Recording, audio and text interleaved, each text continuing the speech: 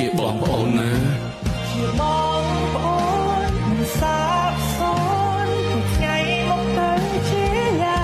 ងណានឹងរកជោគជ័យចូលគុំភ្លេចខ្លួនថាពីមុនធ្លាប់ឆ្លងកាត់បែបណាអត់បាយអត់ទឹកអត់អាហារគ្នាជីវិតរសរំដែតតាមខ្យល់រស់នៅតែតោយកជំរោគជាថ្នល់រស់នៅតែតោយកជំរោគជាថ្នល់មានស៊ីអត់ស៊ីរស់ត្រឹមការសំណល់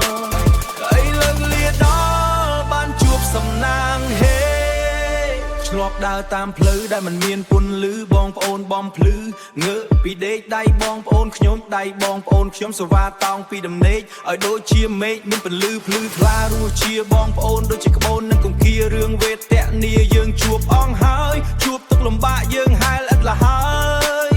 ទុកមកឥតស្បាយទំរាំបានដល់ថ្ងៃនេះរស់ជាបងប្អូ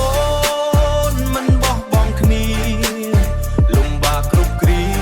ក៏ដើរទៅមុខជីវិតបងប្អូនមានទុករួមទុកមានសុខរួមប្អូនមានសុខរួមសុខ We are the world យើង fight